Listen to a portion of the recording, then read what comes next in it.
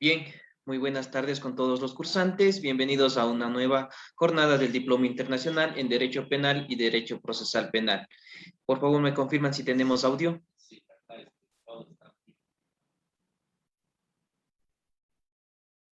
Sí, doctor, sí hay audio. Buenas noches a todos.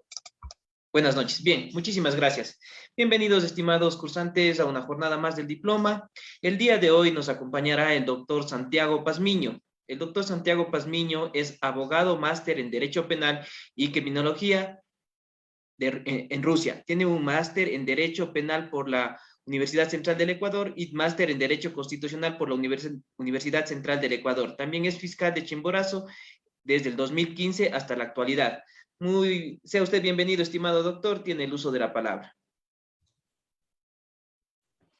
Bien, muchísimas gracias por tal cálido recibimiento. Muy buenas tardes con todas y con todos.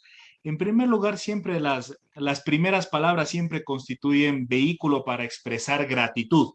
Yo quiero dejar constancia de mi agradecimiento a Latin Juris, en la persona del doctor Damián Armijos, quien ha tenido la deferencia para conmigo de invitarme a este diplomado internacional de Derecho Penal, de Derecho Procesal Penal. Indudablemente, queridos colegas, queridos estudiantes de Derecho, es innegable que la intervención del derecho penal en un Estado constitucional siempre tiene que ser de última razón.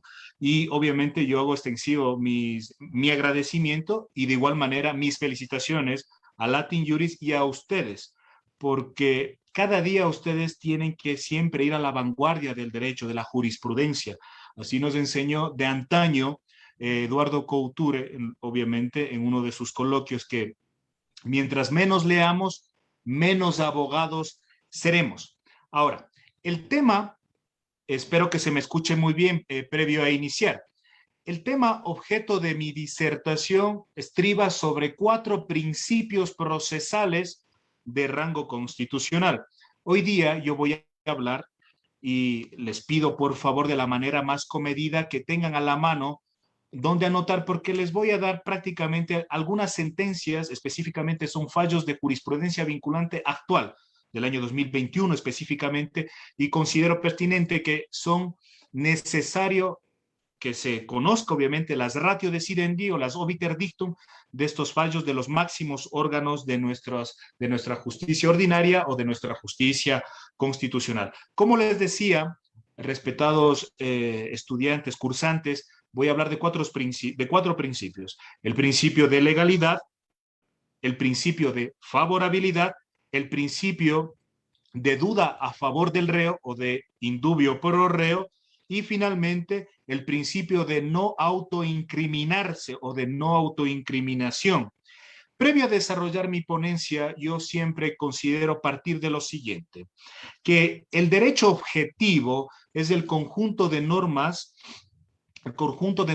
jurídicas, es decir, aquellas que son originadas o que vienen de fuentes formales del derecho. No nos olvidemos, estimados cursantes, que desde el 2008, que somos un Estado constitucional de derechos y de justicia, la fuente formal del derecho es la ley, la jurisprudencia, la justicia indígena, el bloque de constitucionalidad y finalmente la política pública. Es por tal motivo que siempre debemos remitirnos a aquellos. En el Estado legislativo, donde primaba la máxima del lex dura, el set lex dura lex, la ley es dura pero es la ley, aquel brocardo quedó en desuso. Hoy por hoy en un Estado constitucional, obviamente que se reputa de derechos y de justicia, tenemos un pluralismo jurídico y obviamente la ley no es la única fuente del derecho hoy por hoy. Es por tal motivo que considero pertinente y considero plausible que siempre recuerden estas fuentes formales que he puesto en vuestro conocimiento. Anteriormente, la teoría general del derecho establecía que las normas tienen una bipartición. Nos enseñaban que las normas son norma principio y norma regla. Hoy por hoy en un Estado constitucional se agrega una tercera norma, la norma fin. Esto es la política pública. Como les hacía hincapié ab initio de mi intervención, voy a hablar única y exclusivamente de los principios.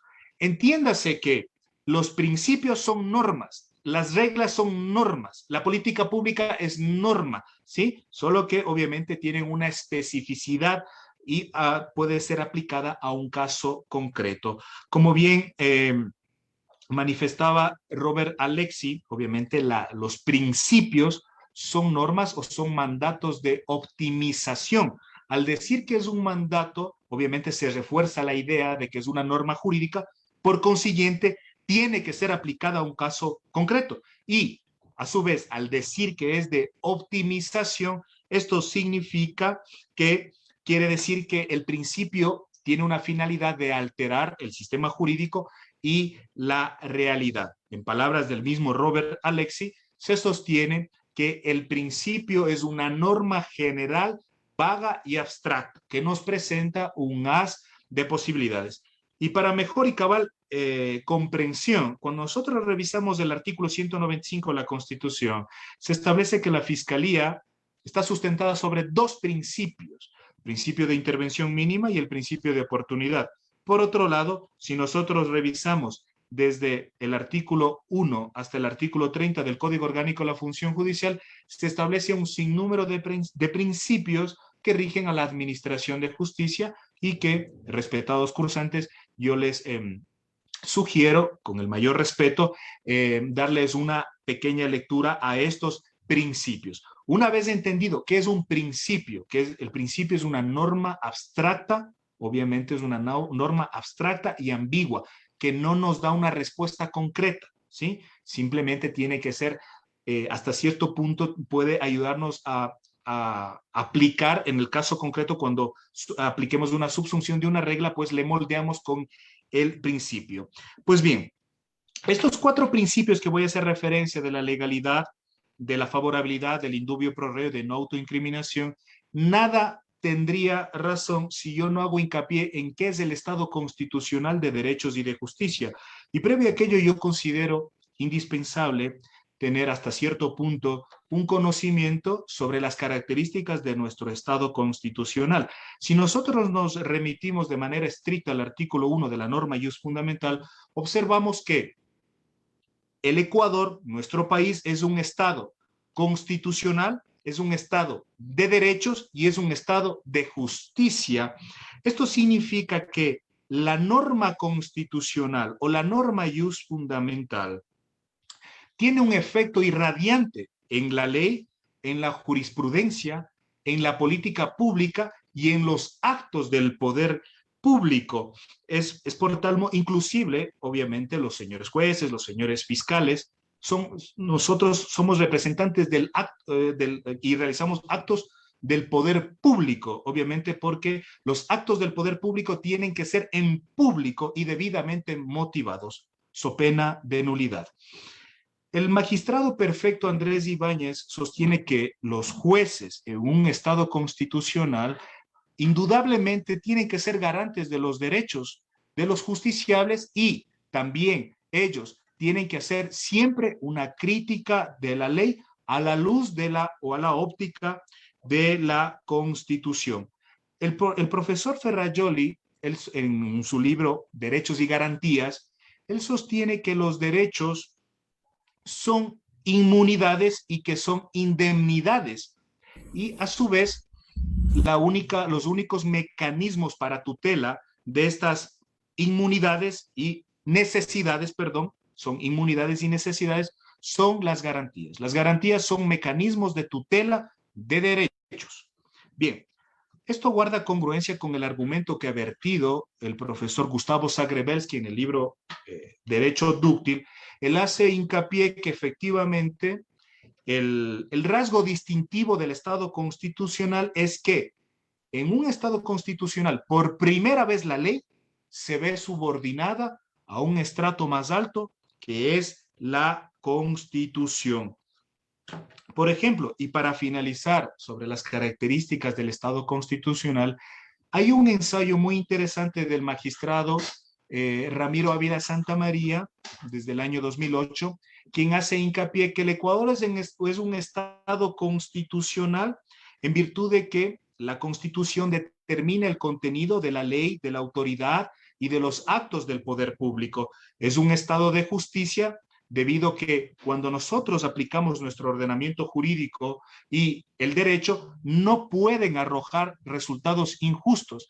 Y es un estado de derechos por cuanto los derechos son reivindicaciones históricas y a su vez los derechos también constituyen límites y vínculos al poder, inclusive al constituyente. Y aquí hago hincapié en otro libro de Luigi Ferrajoli, manifiesta que los derechos obviamente son límites y vínculos al poder. Si no existe un límite a esos poderes, estos poderes se convierten en poderes salvajes y nos convertimos en un estado totalitario. Al hilo de esta reflexión, yo les recomiendo siempre tener en consideración estos argumentos para que sean aplicados a casos concretos en el quehacer diario del ejercicio de la función de la abogacía o del quehacer judicial, máxime si nosotros hablamos de derecho penal. Es por tal motivo que si nosotros nos remitimos al artículo 1 del Código Orgánico Integral Penal, el fin del corpus juris del COIP, vigente desde el 2014, uno de los fines es normar el poder punitivo.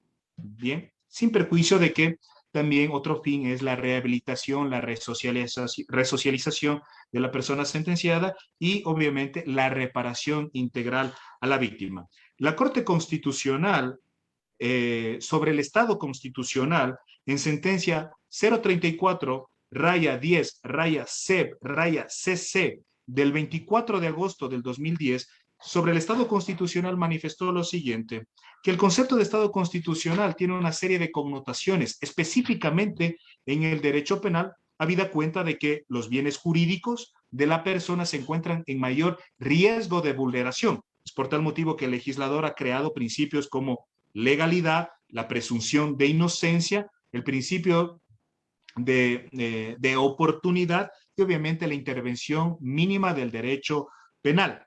Y sobre todo, el jus puniendi o el derecho penal subjetivo o la facultad que el Estado tiene de reprimir las conductas penalmente relevantes siempre encuentra un límite infranqueable y esto es la dignidad de la persona. Eso es lo que ha dicho la Corte Constitucional sobre el derecho penal en un Estado constitucional de derechos y de justicia.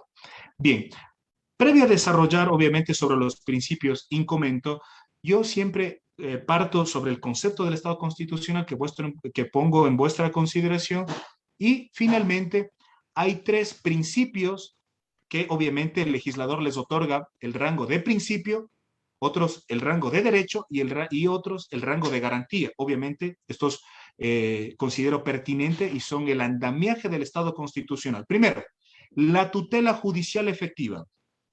Bien, la Corte Constitucional en sentencia 2210-13-EP/20 sobre el derecho, sobre el principio de la tutela judicial manifestó lo siguiente, que este derecho a la tutela judicial se cumple o se configura por tres elementos. Esto es muy importante siempre conocerlo. Esto opera para materia penal, materia civil, materia contenciosa administrativa, etc. Y más aún en el ejercicio de la práctica procesal constitucional. La tutela judicial es un principio y es un derecho que está compuesto por tres elementos. Uno, el acceso gratuito a la justicia. Dos, el debido proceso y la debida diligencia. Y tres, la ejecución de los decididos. Recuérdese, conforme el Código Orgánico de la Función Judicial, que la potestad, la jurisdicción, es la potestad pública de juzgar y hacer ejecutar lo juzgado. Estos son los elementos de la tutela judicial. Bien, segundo elemento que es intrínseco del Estado constitucional. Ya les dije respecto a la tutela, ahora les voy a hablar sobre la seguridad jurídica. La Constitución le da el rango de derecho, el Código Orgánico de la Función Judicial le da el rango de principio. La seguridad jurídica, la Corte Constitucional en sentencia 13-EP de fecha 8 de enero del año 2020 refirió que también tiene 3 elementos. Uno, confiabilidad. Esto significa que se debe siempre, en casos concretos, aplicar el principio de legalidad. Segundo elemento de la seguridad jurídica, certeza. Es decir, que las reglas del juego no deben ser cambiadas, sino por procedimientos previamente establecidos. Y tercer elemento, no arbitrariedad. Es decir, nosotros debemos evitar injusticias. Bien, repito, la seguridad jurídica tiene 3 elementos: confiabilidad, certeza y no arbitrariedad. Así lo ha dicho la Corte Constitucional recién, no la anterior, la actual. Bien, tercer y último elemento intrínseco del Estado constitucional, el debido proceso o el proceso debido. La Corte Constitucional en sentencia 740, raya 12, raya EP, barra 20, del 7 de octubre del 2020 manifestó que el debido proceso es un principio constitucional rodeado de reglas constitucionales de trámite y rodeado de reglas constitucionales de garantía. A las primeras se las denomina garantías propias y a la segunda se les denomina garantías impropias. Bien, en ese sentido, el debido proceso es un derecho primordial, es un derecho constitucional, es un derecho fundamental que le asiste a todos los justiciables en cualquier proceso, proceso penal, proceso administrativo. Por consiguiente, nosotros como operadores de justicia debemos observar esas garantías mínimas que el legislador establece para que se pueda denominar proceso justo o proceso debido. Y solo así podemos constituir un medio para la realización de la justicia.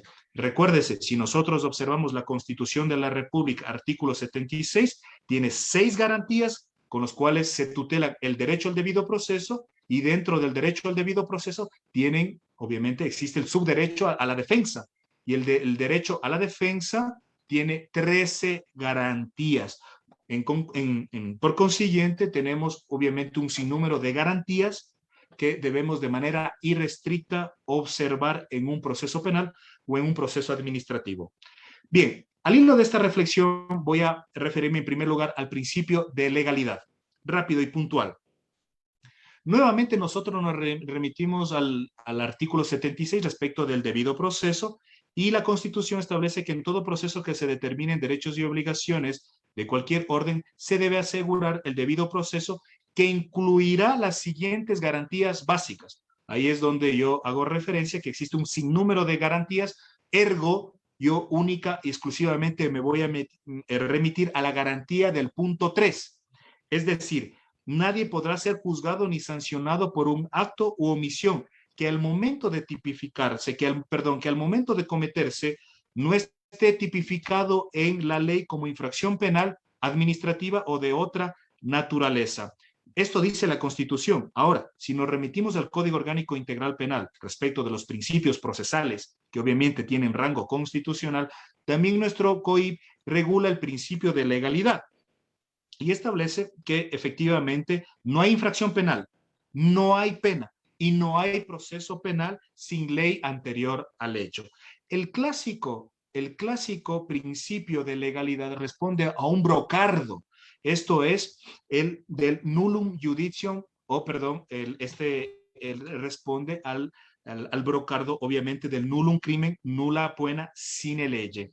Es por tal motivo que esto significa que establece que el derecho que tiene toda persona a no ser privado de la libertad por hechos que no estén previamente establecidos en la ley, pero no es cualquier ley, tiene que ser una ley de carácter orgánica. Y obviamente, si es que anterior a la comisión del hecho surge o nace o está vigente otra ley que es favorable, se tiene que aplicar de manera retroactiva, y aquí obviamente operaría el principio de favorabilidad que más tarde voy a desarrollar. Por ejemplo, la Corte Interamericana de Derechos Humanos sobre el principio de legalidad recomendó a los estados que son parte dos cosas. En primer lugar, que toda sanción penal que cree el estado, obviamente los estados partes, siempre tienen que estar a la luz de los derechos convencionales. Y por otro lado, también sugirió y recomendó que los jueces penales, al momento de aplicar la ley penal a casos concretos, tienen que hacer de manera estricta. Recuérdese que en materia penal, la interpretación en materia penal es conforme la Constitución y los tratados internacionales. Y la interpretación de la ley o del delito o de la pena es de manera estricta. Está prohibido la analogía in malam partem. La doctrina recomienda y sugiere que la analogía in bonam partem sí es posible. Bien, esto lo pueden ustedes observar en el artículo 13 del Código Orgánico Integral Penal. Y finalmente, nuestra Corte Constitucional, en sentencia 34, raya 17, raya in, barra 21, de fecha 21 de julio del año 2021, sobre el principio de legalidad, manifestó lo siguiente, que el principio de legalidad constituye un límite transversal al poder punitivo del Estado, con independencia si se trata de un procedimiento penal o de un procedimiento administrativo. El principio de legalidad obviamente cumple un objetivo y es la de tutelar el derecho de las personas en cualquier procedimiento. Y el principio de legalidad tiene dos garantías: el principio de reserva de ley y el principio de tipicidad. Esto recuérdese muy bien, esto dice la Corte Constitucional. Respecto de la reserva de ley, obviamente es de carácter formal, y esto, al ser una garantía, la reserva de ley establece que para que se tipifiquen infracciones penales o administrativas con sus respectivas consecuencias jurídicas, es necesario que exista una ley orgánica. Tanto es así que el artículo 132 de la Constitución de la República dispone que se requiere de ley para tipificar infracciones y sanciones. Ahora, respecto de la segunda garantía, que es parte del principio de legalidad, esto es el principio de tipicidad, que es de carácter material, obviamente constituye una garantía de todas las personas que exige una predeterminación normativa. Es decir, la ley, específicamente la ley penal, tiene que ser una lex previa, una lex scripta, una lex stricta y una lex certa. Todo esto, el principio de legalidad con sus dos aristas o sus dos garantías, reserva de ley y tipicidad, responden a un solo principio, que es la seguridad jurídica, es un principio constitucional. Como les dije anteriormente, uno de los elementos de la seguridad jurídica es la certeza, la previsibilidad y la no arbitrariedad. Por ejemplo, esto obviamente hago hincapié que alguna vez en adolescentes infractores se me consultó si era plausible o no, o si se podía aplicar el procedimiento abreviado. Indudablemente, este procedimiento especial no está en el Código Orgánico de la Niñez y de la Adolescencia. Por consiguiente, aplicar un procedimiento no previsto en la ley sería violar el principio de legalidad, que obviamente se conecta con el principio de seguridad jurídica.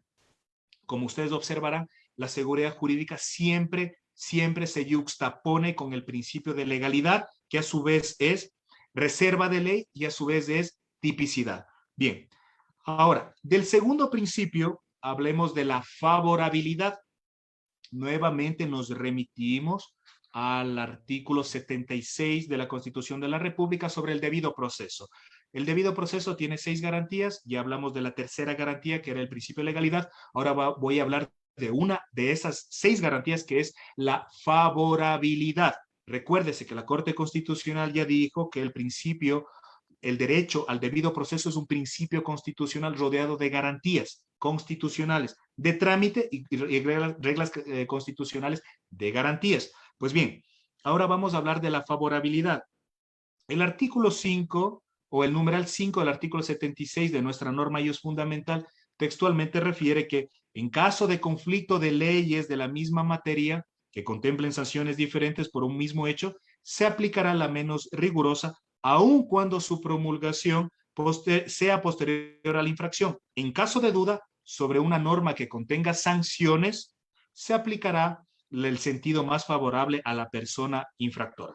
Bien, nos remitimos a la doctrina del Código Civil. El artículo 5 del Código Civil establece efectivamente que la ley no obliga, sino solo cuando ha sido obviamente promulgada en el registro oficial. Es decir, una ley obviamente es un mandato que, valga el pleonasmo, manda, obliga y permite, dice la doctrina civil, pues cuando una ley entra en vigencia o es obviamente parte de la promulgación en el registro oficial. Esa ley puede ser vigente, pero no sabemos si es válida esa norma hasta que la Corte Constitucional diga lo contrario, obviamente porque las normas gozan de la presunción de constitucionalidad y opera el principio del indubio pro legislatore.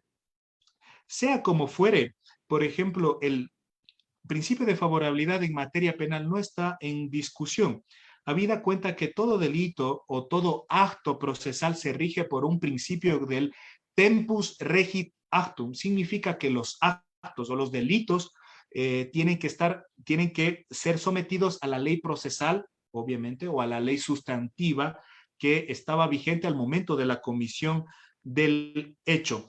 Ergo, puede suceder que la ley procesal sea expedida con posterioridad más favorables a los intereses del procesado y es ahí donde se tiene que aplicar de una manera retroactivamente.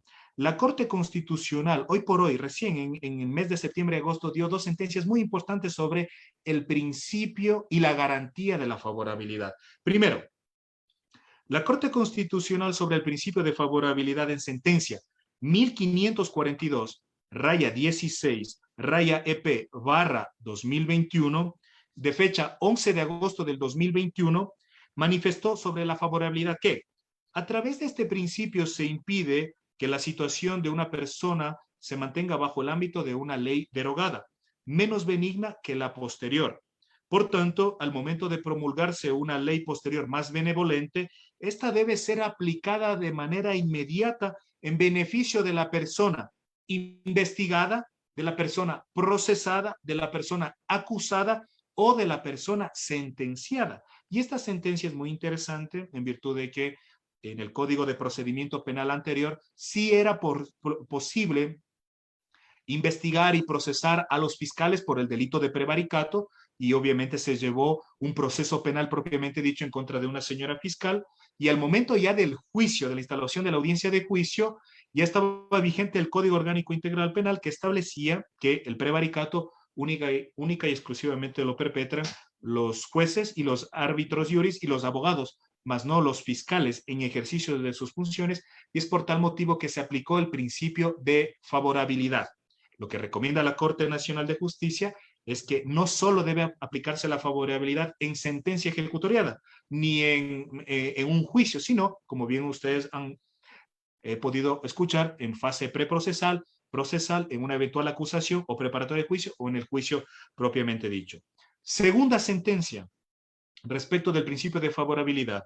La Corte Constitucional en sentencia 3393, raya 17, raya EP, barra, del 22 de septiembre del año 2021, es decir, menos de un mes.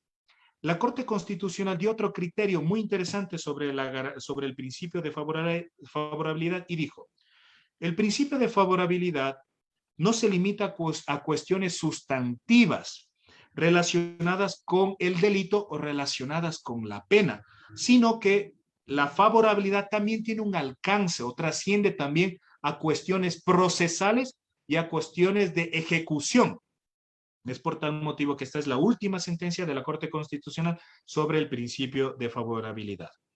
Bien, pasemos al tercer principio de rango constitucional. Hemos hablado sobre el Estado constitucional, sobre el andamiaje o los pilares fundamentales del Estado constitucional, la tutela judicial, la seguridad jurídica, el debido proceso. De ahí nosotros hablamos sobre el principio de legalidad que ha dicho la Corte, sobre el principio de favorabilidad que ha dicho la Corte Constitucional y finalmente voy a hablar del tercer principio, esto es sobre el principio de duda a favor del reo o el principio de indubio pro reo o favor rei. Hay un libro muy interesante del maestro italiano Francesco Carneluti, Las miserias del proceso penal, y en uno de sus coloquios él refiere respecto del juez cuando está frente a los justiciables, él refiere Carneluti que un juez cuando entra a una audiencia, siempre está en duda y se pregunta en su fuero interno, ¿es culpable o es inocente? Duda es una palabra transparente que proviene del latín dubium, que significa dúo. Y esto por cuanto ante los ojos del juez que va a juzgar se le aparece una duda, obviamente se le aparece una doble vía, y es el juez que debe escoger la condena o la absolución. Por ejemplo, si nosotros nos remitimos a los principios procesales de nuestro corpus juris, denominado el Código Orgánico Integral Penal, artículo 5, numeral 3, establece que el juzgador para dictar sentencia de condena debe tener el convencimiento de la culpabilidad penal de la persona procesada, más allá de toda duda razonable. Ahora bien, si nos remitimos al artículo 622 del Código Orgánico Integral Penal, ahí se regula prácticamente 11 requisitos que debe contener una sentencia, sea de confirmación de inocencia o sea de condena. Son 11 requisitos sine qua non que se debe cumplir. Y en el requisito tercero de la sentencia, se puede establecer que el legislador le obliga al juez, en el requisito tercero, a matizar o a desarrollar o a establecer las consideraciones por las cuales dio por probado o no la existencia de la infracción y si dio por probado o no la responsabilidad de la o las personas procesadas. Bien, si nosotros obviamente revisamos el artículo 453 del Código Orgánico Integral Penal, observamos que el fin de la prueba en materia penal, obviamente, es la de llevar al juzgador al convencimiento de la materia o de los hechos y circunstancias, materia de la infracción y de la responsabilidad del procesado, nuevamente, más allá de toda duda razonable. Aunque aquí hago un pequeño paréntesis, la doctrina en temas de actividad probatoria, específicamente el libro del profesor Jordi Ferrer Beltrán, sostiene que el fin de la actividad probatoria o de la prueba no es llevar al convencimiento, convencer al juez, sino simplemente es de averiguar la verdad de las proposiciones fácticas de cada sujeto procesal. Si yo digo que es de día y el otro sujeto procesal dice que es de noche, pues la finalidad es averiguar si esa proposición es verdad o no. Y obviamente si es verosímil, condenamos, y si es inverosímil, no condenamos. Punto. Sea como fuere, yo me remito por principio de legalidad y por principio de seguridad jurídica, yo me remito a lo que el artículo 453 establece, que el fin de la prueba es llevar al convencimiento del juzgador del delito y de la responsabilidad penal del procesado, más allá de toda duda razonable. Y aquí hago hincapié. El Código de Procedimiento Penal, si ustedes recuerdan, establecía un estándar para condenar. El legislador le exigía al órgano jurisdiccional, obviamente, certeza. Pues bien, ante la duda, cualquiera duda que sea, razonable o no razonable, en el foro interno del juzgador, previo a la actividad probatoria ya desarrollada, si tenía duda, independientemente si era razonable o no razonable, obviamente absolvía, como decían, sentencia absolutoria. Hoy por hoy son sentencias de confirmación de inocencia. Pues bien, el legislador, a raíz del Código Orgánico Integral Penal, consideró que ese estándar de valoración de prueba de certeza debía ser cambiado. Obviamente porque hasta cierto punto generaba arbitrariedades y hasta cierto punto no era predecible, no era previsible. Es por tal motivo que ahora se exige la convicción, y la convicción no es otra cosa que una alta probabilidad positiva que un hecho delictivo se suscitó. Punto. Y obviamente puede existir dudas en el proceso penal, pero solo la duda que se puede ser calificada de razonable es la que coadyuva para que opere el indubio pro reo, ¿sí? En consecuencia, ipso iure, lo que corresponde es confirmar la inocencia de un procesado, etcétera, etcétera. vamos a ver un ejemplo que ha dicho la Corte Nacional de Justicia sobre la duda razonable y cuándo hay la duda razonable. La Corte Nacional de Justicia, en el juicio 2381, raya 2015, raya 03038, de fecha 8 de enero del año 2018, sobre la duda razonable, dijo lo siguiente: por cuanto la carga de la prueba en los procesos penales le corresponde a la Fiscalía General del Estado, en consecuencia, se genera duda razonable cuando el fiscal logra probar algunos de los hechos relevantes para la condena, pero no todos ellos. Se genera duda razonable, en consecuencia, se confirma la inocencia. 2. También se genera duda razonable cuando el abogado del procesado, en su teoría del caso o en su tesis, introduce dudas que pueden ser razonables y, obviamente, acompaña medios de prueba que fueron incorporados válidamente al acervo probatorio.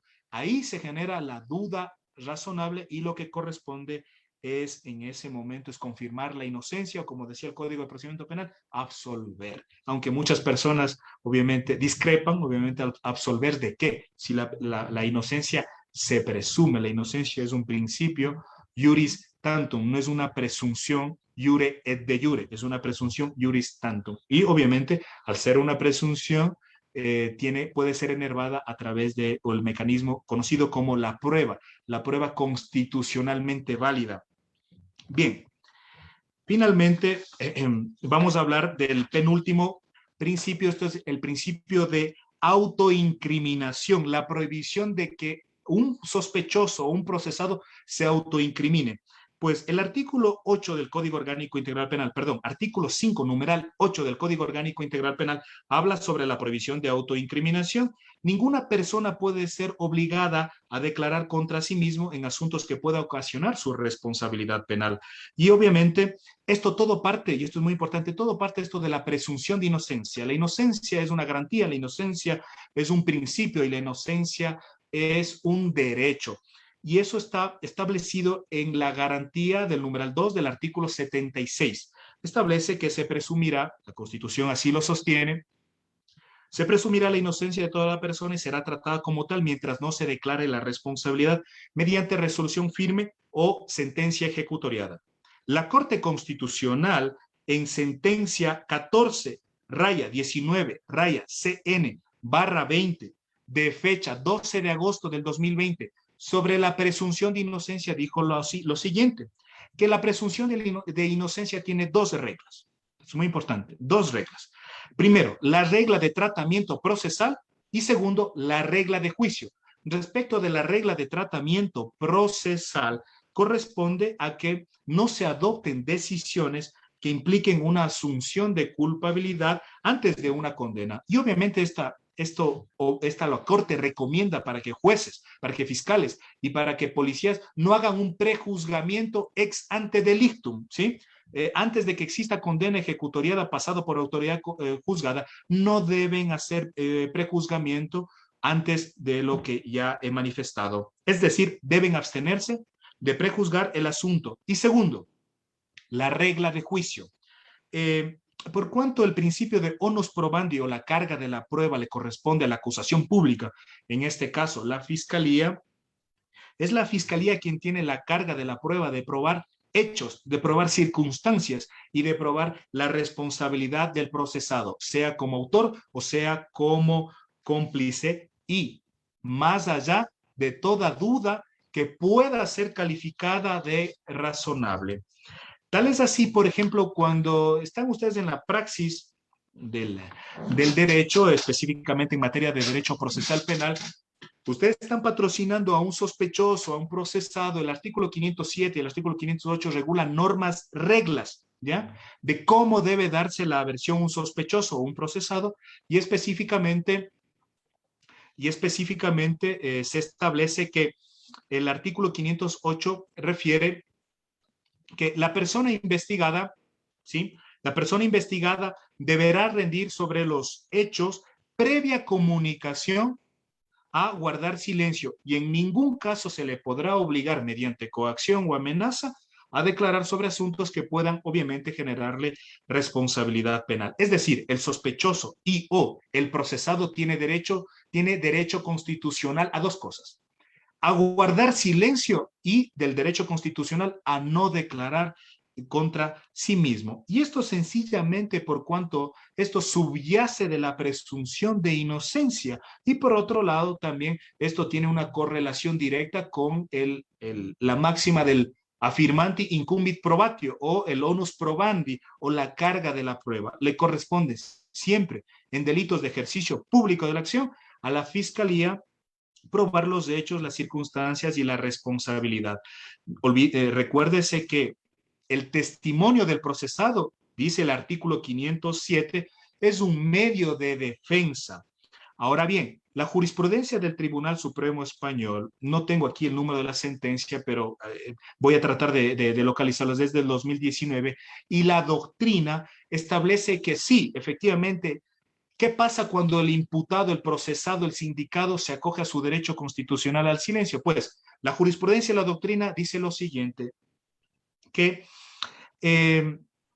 efectivamente puede ser un medio de defensa, pero la doctrina establece que cuando existe prueba de cargo suficiente y consistente que reclaman una explicación de los hechos atribuidos y el procesado se acoge a su derecho constitucional al silencio, ese silencio puede ser tomado como un indicio corroborador y ratificatorio del contenido incriminatorio. Es decir, lo que dice la jurisprudencia española y la doctrina es que el derecho al silencio, siempre y cuando exista elementos de prueba de cargo suficiente, en ciertos casos el silencio hasta cierto punto se vuelve un contraindicio. Ahora bien, como dice Ferrajoli, todo hecho es probable y todo en derecho es opinable. Eso es muy discutible, obviamente, hasta cierto punto, el valor del silencio del procesado en un Estado constitucional. Le hacemos valer como una garantía, como un medio de defensa o como un contraindicio. Y eso, obviamente, tiene que ser objeto de discusión en otro foro y obviamente porque es sumamente importante. Ahora bien, y finalmente, sobre el principio del doble juzgamiento. Este es el cuarto y último principio que pongo en vuestra consideración. Nos remitimos nuevamente a la norma ius fundamental, a la norma normarum o a la Constitución de la República. Y en el artículo 76, numeral 7, letra I, establece que obviamente se debe garantizar el principio del non bis in idem, o la prohibición de doble juzgamiento. Dicha garantía que subyace del derecho a la defensa también tiene sustento en el Código Orgánico Integral Penal en el artículo 5, numeral 9. Se establece la prohibición del doble juzgamiento. Ninguna persona podrá ser juzgada ni penada más de una vez por los mismos hechos. Los casos resueltos por la jurisdicción indígena son considerados para este efecto. La aplicación de sanciones administrativas o civiles derivadas de los mismos hechos que sean objeto de juzgamiento y sanción penal no constituyen vulneración a este principio, al principio del doble juzgamiento. Ahora bien, ¿qué ha dicho la Corte Constitucional? La Corte Constitucional en la sentencia 5-13-IN/19 y acumulados de fecha 12 de agosto del año 2020 sobre la prohibición de doble juzgamiento. Es la sentencia donde desarrolla el contenido y alcance del informe de la Contraloría como requisito de procedibilidad para el inicio de la acción penal. Ahí matizó, entre otras cosas, respecto de la garantía del doble juzgamiento, de la prohibición de doble juzgamiento, y manifestó, abro comillas, el ser juzgado se entiende en el presente análisis y en materia penal, tanto en términos si se dio inicio a un proceso penal, es decir, habría litispendencia, como si se ejecutaría una condena penal en contra de una persona, es decir, habría cosa juzgada. En otras palabras, lo que quiere decir la Corte Constitucional es que si el fiscal le incoó un proceso penal o formuló cargos a través de la audiencia de formulación de cargos, aun cuando no exista sobreseimiento o sentencia, no puede iniciarse un nuevo juicio penal cuando exista identidad objetiva y en la causa. Pues bien, yo he puesto en vuestra consideración estos 4 principios que obviamente son principios procesales, ergo también tienen sustento constitucional y me olvidaba de una garantía muy importante que permite que no exista arbitrariedad. No se olviden que los actos del poder público tienen que siempre ser realizados en público y debidamente motivados. La motivación, hoy por hoy, la Corte Constitucional ya se alejó de los parámetros anteriores de la razonabilidad, lógica y comprensibilidad. Eso ya no existe. La Corte Constitucional, hoy por hoy, ha manifestado que los elementos básicos para una motivación simple son 2, que una autoridad administrativa o una autoridad judicial siempre debe enunciar normas o principios en los que fundamenta su decisión y posterior explicar o correlacionar esas normas o principios en los que sustentó su fundamentación aplicados a los antecedentes de hecho. La Corte Constitucional también manifestó que ese argumento anterior que tenía la Corte Constitucional respecto de la comprensibilidad, lógica y razonabilidad ya no debe ser usada como una fórmula mecánica a cada caso. Hoy por hoy, la Corte Constitucional, a raíz del año 2020, ha manifestado que la garantía de la motivación es parte del derecho a la defensa, que es parte del debido proceso, que es parte del derecho a la tutela judicial, que es un elemento intrínseco del Estado constitucional, manifestó que se viola la garantía de la motivación por 2 cosas, por la inexistencia de motivación y por la insuficiencia de motivación. Y hay inexistencia de motivación cuando hay una ausencia de argumentación y obviamente la insuficiencia de motivación también es una forma de vulnerar esta garantía del derecho a la defensa cuando no se cumple con los requisitos que la Constitución establece. Obviamente, cuando un juez en una audiencia, independientemente de cualquier audiencia, no da una respuesta motivada, por lo menos de los argumentos centrales de las pretensiones de los sujetos procesales. Ahí se ve menoscabado esta garantía del derecho a la defensa y puede operar la garantía de la acción de protección o a su vez puede operarse la respectiva nulidad como una sanción de última ratio. Bien, espero no cansarles. Yo siempre he considerado que hablar más de 1 hora es un trato cruel, inhumano y degradante, y ustedes saben que la Constitución proscribe aquello, y yo la verdad estoy muy, muy gustoso de por lo menos haberles puesto en consideración estas sentencias que en el ejercicio de mis funciones como fiscal me han servido. Y hoy por hoy es muy interesante, la ley ya no es la única fuente formal, existe la jurisprudencia de nuestra Corte Constitucional que la mayoría de sus sentencias tienen efecto erga omnes y obviamente nos sirven para resolver nuestros casos concretos.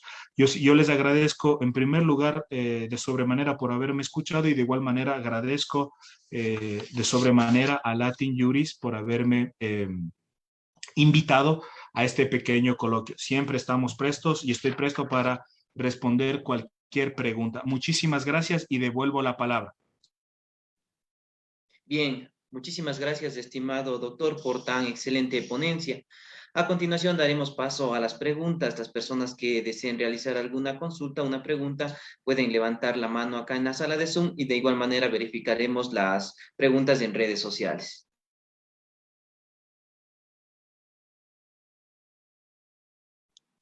Bien, desde Facebook, estimado doctor, nos hacen una pregunta. Maeva Tipanie dice, cuando es una causa compleja, el imputado no tiene suficiente prueba de parte de la fiscal para involucrar. ¿Por qué se niega a darle una medida diferente a la privación de libertad? ¿Por qué no darle una medida cautelar?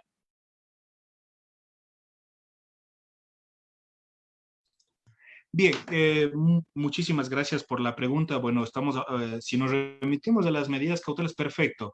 A ver, partamos una cosa. Las medidas cautelares se dividen en dos. Medida cautelar personal, que a su vez es restrictiva del derecho a la libertad y no restrictiva del derecho a la libertad. Y hay otra medida cautelar real, que es restrictiva del ejercicio del derecho a la propiedad, el comiso penal, la multa, etcétera, etcétera.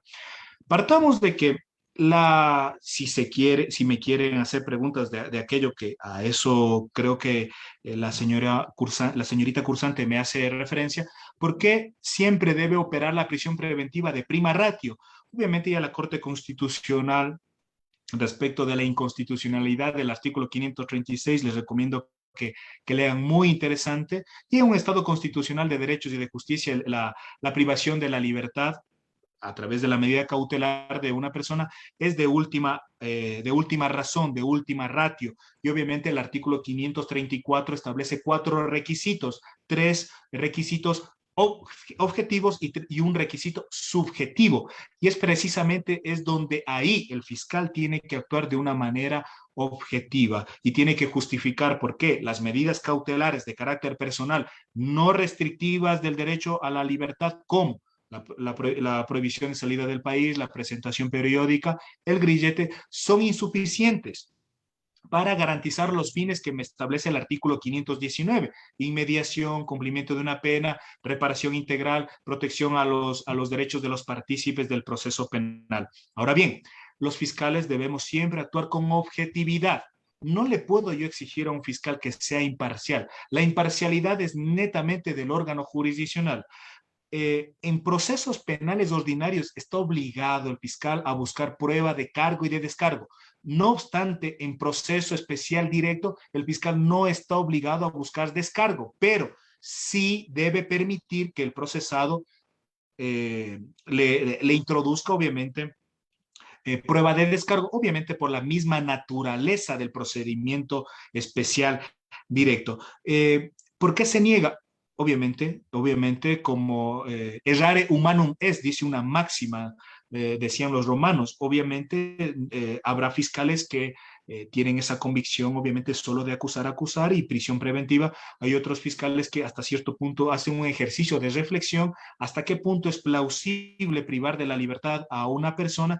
La Corte Constitucional, en varios fallos, mediante obiter dictum, mediante ratio decidendi, ha manifestado que siempre tiene que ser la prisión preventiva de última razón. No obstante, una prisión preventiva siempre tiene que perseguir un fin constitucionalmente válido, tiene que ser idónea, tiene que ser necesaria y tiene que ser racional, bajo el criterio de excepcionalidad. Hay una sentencia de la Corte Interamericana, les recomiendo que lean, es la sentencia de Romero Ferris versus Argentina del año 2020, donde se establecen los parámetros convencionales de la prisión preventiva. En consecuencia, si ustedes me preguntan, ¿se puede dictar una prisión preventiva en un proceso penal? Sí, siempre y cuando se verifique de una manera muy estricta el fin constitucional, por qué persigue, y de una manera muy motivada, que el fiscal de una manera fundamentada y el juez de una manera motivada tienen que decirle a usted procesado: la presentación periódica es insuficiente por esto, por esto, por esto. La prohibición de salida del país es insuficiente, por consiguiente es innecesaria por esto, por esto, por esto. Si no se realiza esto, es una insuficiencia de motivación y por consiguiente tiene que ser eso declarado nulo. O a su vez puede operar la apelación al auto que da la prisión preventiva, o a su vez por la garantía jurisdiccional del habeas corpus. Es por tal motivo que no podría yo hablar por qué ciertos fiscales o otros no sabría especificar el caso concreto. Espero haber podido responder de una manera a esa pregunta. Bien, muchísimas gracias, estimado doctor. Acá en la sala Zoom tenemos levantado la mano en el orden, Christopher Córdoba. Tiene la palabra, por favor. Doctor Santiago, muy buenas noches. Antes que todo, déjeme felicitarlo por la exponencia. Y quisiera preguntarle específicamente un caso de violación. Nos habló sobre el principio de indubio pro reo, acerca de la favorabilidad hacia el reo en caso de duda, ¿no? En este caso, en un caso de violación en donde la víctima ya haya dado su versión y ahora de forma anticipada cambia el andamiaje de dicha teoría, nace una duda, pero ¿y qué queda acerca del interés superior del niño? Aquel principio que habla sobre las decisiones de los órganos administrativos y judiciales deben apegarse a los derechos de los niños. ¿Qué pasa allí? ¿Hay una colisión de principios o qué? Bien, muchísimas gracias por su pregunta y por su deferencia, obviamente. A ver, partamos de que usted me está hablando de un delito de naturaleza sexual y ahora yo le pongo en consideración, más allá de que usted discrepe del acierto, desacierto de lo que ha dicho la Corte Constitucional, hay una sentencia del 2 de junio del año 2021 en la que establece que es una obligación, es un derrotero, es el único objetivo que debe tener todo funcionario judicial de velar y tutelar los derechos de las personas, específicamente, dice la Corte Constitucional, de las víctimas de violencia de género, víctimas de violencia psicológica, violencia sexual. La violación, obviamente, es un delito execrable y tanto es así que ustedes pueden revisar la sentencia de la inconstitucionalidad del delito de aborto. Ahí la Corte Constitucional ahí también desarrolla un tema muy importante sobre la violencia de género en el Ecuador y habla sobre la violación. Ahora bien, usted me habla del indubio pro reo, que es un principio que obviamente esto es que le exige al juez tener un convencimiento más allá de toda duda razonable para condenar. También me hizo referencia de la favorabilidad. La favorabilidad es otra cosa, simplemente cuando hay una colisión de dos normas de igual jerarquía que sancionan un hecho con penas diferentes. Es muy diferente. Entonces, eso le pido por favor que no se confunda lo que es el indubio pro reo de lo que es la favorabilidad, ¿sí? Ya, ahora bien, si ha dado la versión la víctima de un delito sexual, yo recomiendo no tomar versiones a las presuntas víctimas de violencia de género, habida cuenta de que para aquello existe la prueba anticipada. Esta es prueba, para eso existe el testimonio de esa persona y obviamente después de recabar todos los elementos de convicción en una fase preprocesal o en una fase procesal, yo considero ahí sí plausible pedir el testimonio anticipado.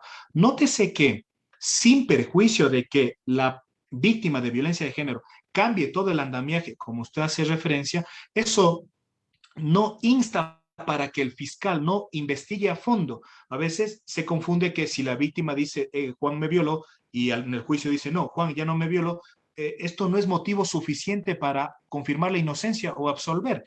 Se tiene que establecer unos parámetros que el Tribunal Supremo Español estableció y hoy por hoy nuestra Corte Nacional de Justicia en sentencias indicativas manifestó respecto de los parámetros que debe tener un testimonio de una víctima de violencia de género. Es decir, debe haber corroboración periférica,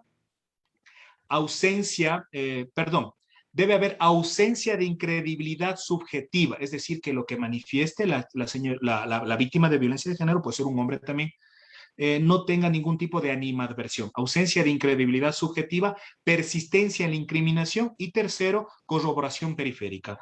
Yo no creo que solo con el testimonio de una víctima de violencia de género, sea hombre o sea mujer, se puede enervar la presunción juris tantum de inocencia. No, tiene que existir ese medio de prueba, testimonio de víctima corroborado periféricamente, aunque sea con prueba indirecta o prueba de indicios, y eso podrá generar una convicción al juzgador más allá de toda duda que pueda calificarse de razonable y pueda condenar. Si existe una duda razonable, pues lo mejor es preferible confirmar la inocencia. Respecto del interés superior del niño, obviamente el Código de la Niñez y de la Adolescencia, la Corte Constitucional ha desarrollado el contenido y alcance de este principio. Es muy importante. La Corte Constitucional en el 2015 manifestó que en un caso penal donde se ha violado a una niña o a un adolescente, no recuerdo, si el juez al momento de resolver le absuelven al procesado y la Corte Constitucional manifestó que al momento de absolver debió también haber ponderado ese principio o el interés superior del niño.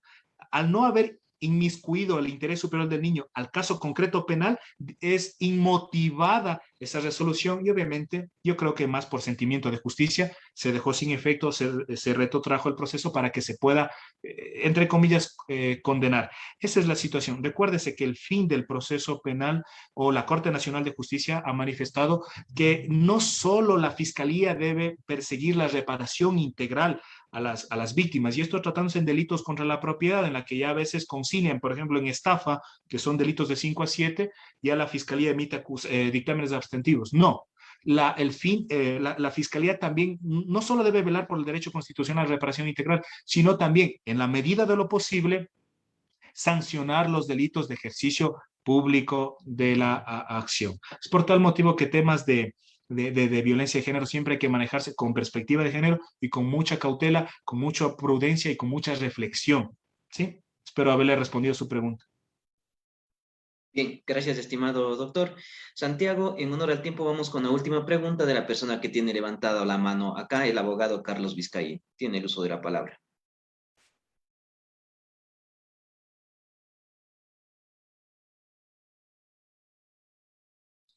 Me parece que tiene apagado el micrófono. Ya, listo, listo. Muy buenas noches, doctor. Excelente ponencia.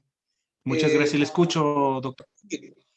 Verá, lo que quisiera preguntarle es respecto a que cuando se hacen las reconstrucciones en el asunto de accidentes de tránsito por los agentes puede ser del SIAD o del OIAD, prácticamente yo veo que muchas de las veces estos agentes, para mí, son muy parcializados. No sé por qué, pero sí le digo, por ejemplo, yo vivo en un sector cerca de Quevedo, estoy más cercano a Quinsaloma, vivo en el Cantón Pangua, y le podría decir que en un reconocimiento, hacen el reconocimiento del lugar de los hechos con un testigo que era, como decir, que vio todo lo del accidente y salió ahí responsable el conductor de ese camión. Vienen a hacer la reconstrucción de los hechos y prácticamente le hace responsable a la víctima que falleció en la reconstrucción. Y justamente ahora, en esta semana pasada, tuve una reconstrucción en la cual hay un testigo que puede ver el accidente entre un bus y una motocicleta. Entonces, en este caso, hubo una víctima que iba en la motocicleta, la persona que iba de copiloto en la parte de atrás, y queda por suerte el conductor vivo. En este caso vienen los del CIAD y prácticamente yo ya veo que conversé con el señor fiscal y vinieron direccionados a que supuestamente el que tuvo la culpa fue el de la motocicleta. Entonces, donde quedó el cuerpo de la víctima que falleció, doctor, prácticamente ellos movieron el cuerpo y le pusieron al lado donde que estaba el carril de la Macuchi, de ese bus. El bus prácticamente estaba rebasando, pero miente el chofer de la Macuchi que no estaba rebasando. Yo tengo el testigo que estaba en la Macuchi viniendo y les increpó y les dijo, oye, ¿por qué rebasas? Tú eres el responsable. Entonces, con toda esta situación, elementos de convicción que ellos van a presentar, me imagino que ya mismo se va a dar la audiencia de formulación de cargos y que se va a aperturar ya la etapa procesal, prácticamente a mí me preocupa, y yo sí le dije al fiscal, nosotros tenemos un elemento de convicción que tenemos el testigo que estuvo en el momento y la hora, y hay muchas personas también que vieron el accidente, que la Macuche, que ese bus estaba rebasando, y prácticamente el de la moto fue el que no pudo evitar el accidente, y falleció la novia de él que se fue debajo de la Macuche. Él por suerte salvó su vida. Y yo lo que pude preguntarle a la gente que vino a hacer la experticia es de que por dónde pasó el bus, prácticamente le pasaba por la cabeza y por el pecho de la víctima, y lo que pasó era, bueno, como le habían movido el cuerpo, le había fracturado toda la parte de la parte pélvica, que le abrió por haberle pasado por encima del carro. Entonces yo lo que sí quisiera preguntarle es, doctor, en el momento de la etapa ya de lo que sea de juicio, el elemento de convicción que tengo yo que podría probar, que podría ser prueba en el 453, con el testimonio del testigo, porque prácticamente yo veo que esos informes periciales con decirle que a un sobrino mío le echaron la culpa de un fallecido por alcance, diciendo que le ha cogido con el carro de él a una moto. En la reconstrucción quisieron hacerle calzar que mi carro, el carro de mi sobrino le cogió a la moto, pero por más que le alzaban, no les calzaban. Pero hicieron ese peritaje tirado de los cabellos, algo inverosímil, pero esos peritajes son la causa basal para echarle la culpa a una persona, igual cuando sucede en algunos otros delitos. Eso es lo que a mí me queda esa duda, doctor, y debería haber algún tipo de procedimiento para que estos señores que hacen este tipo de experticias sigan como nosotros tenemos un procedimiento abreviado, un procedimiento expedito, un procedimiento directo, para seguir esas reglas. Pero ellos vienen y hacen como, discúlpeme, como a ellos les da la gana, de a ver, cuénteme su teoría del caso, cuénteme, y ellos se van por el lado más, yo veo que es muy manoseado ese tipo de ese tema. Eso, doctor, muchas gracias y excelente su ponencia. Muchísimas gracias. Indudablemente lo que usted ha hecho es un ejercicio de su derecho constitucional a la libertad de expresión y el ejercicio de derecho constitucional a la libertad de pensamiento. Y obviamente hay muchas personas que se adscriben a su criterio. Vamos a ser muy puntual. El fiscal realiza varias cosas. El fiscal realiza actuaciones especiales y técnicas especiales de investigación.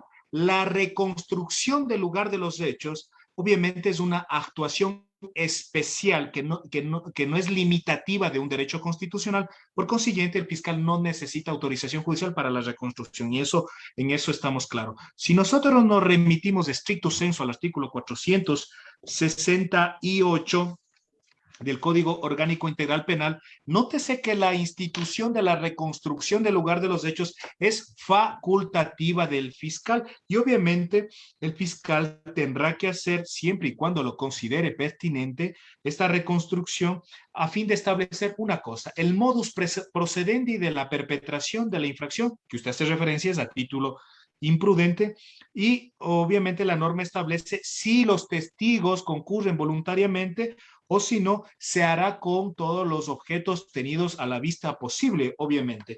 En segundo lugar, ahora bien, si nosotros le observamos el artículo 460 del Código Orgánico Integral Penal respecto del reconocimiento del lugar de los hechos, no es reconstrucción, sino reconocimiento, establece en la regla punto 3, perdón, en la punto 2, que en caso de accidentes de tránsito, el fiscal tiene que hacer dichas pericias con el órgano competente en materia de tránsito de su respectiva jurisdicción, más allá del acierto y desacierto de los peritajes del OIAD o del CIA, que obviamente son manifestaciones humanas perfectibles, indudablemente que sí. No se olvide que los delitos culposos, obviamente, siempre vienen de la infracción de una norma de cuidado, es decir, son tipos penales con números apertos o una ley abierta que usted necesariamente tiene que remitirse a la ley orgánica de tránsito y a su respectivo reglamento. Ahora bien, lo que usted me dice que son mañosos o que está todo esto un poco se tergiversa estos peritajes, pues nos remitimos al artículo 18 del reglamento del sistema pericial de la función judicial, independientemente del artículo 511 del Código Orgánico Integral Penal. Todo perito tiene que actuar, obviamente, con objetividad e imparcialidad. Si usted nota que un perito es imparcial en lo objetivo o en lo subjetivo, pues necesariamente tiene que excusarse y no practicar la reconstrucción del lugar de los hechos, algún informe técnico mecánico, el reconocimiento del lugar de los hechos en tratándose de materia de tránsito. Por otro lado, yo lo que sí le pido, mire, si les revisamos el artículo 183 de la Ley Orgánica de Tránsito, establece cuál es el comportamiento de los usuarios de la configuración vial. Nótese que no solo son los conductores, sino también son los ciclistas, son los peatones. Es por tal motivo que estos usuarios de la configuración vial también los dos tienen deberes, derechos y obligaciones. Por ejemplo, está prohibido en el artículo 277 del reglamento a los peatones cruzar de una manera abrupta, ¿sí? Lo mismo para los ciclistas, para los motociclistas y para los conductores. Lastimosamente, en materia de tránsito, y le digo porque soy fiscal multicompetente y manejo todas estas clases de pericias, violencia de género, tránsito, en materia de tránsito es netamente técnico y no tapemos el sol con un dedo que a veces con dos o tres pericias técnicos ya prácticamente está condenado esa persona.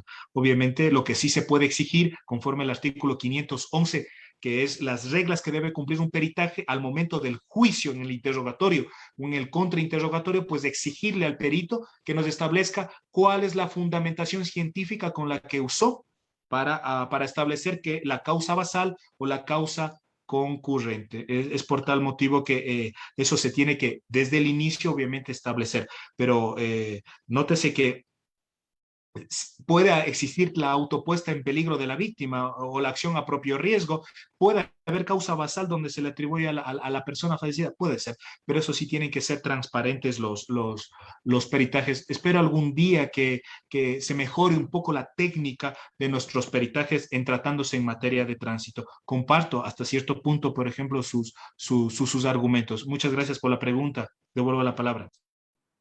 Bien, muchísimas gracias, estimado doctor Santiago, por habernos acompañado esta jornada y por tan excelente ponencia. Tenemos varias felicitaciones desde redes sociales.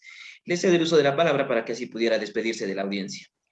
Bien, pues yo hago hincapié en lo que dijo alguna vez Gustavo Zagrebelsky en el libro de Buscando la Justicia. Hay tres cosas que rigen al mundo: la verdad, la justicia y la paz. Pero en realidad estas tres cosas son una sola, porque si la verdad se ampara en la justicia, a lo que nosotros llegamos es a la paz. Eso es lo que busca, si bien nuestro Estado constitucional persigue la justicia, yo creo que nosotros debemos perseguir algo metafísico, algo supremo, que es la paz interior. Siempre actuemos conforme al artículo 323 del Código Orgánico de la Función Judicial.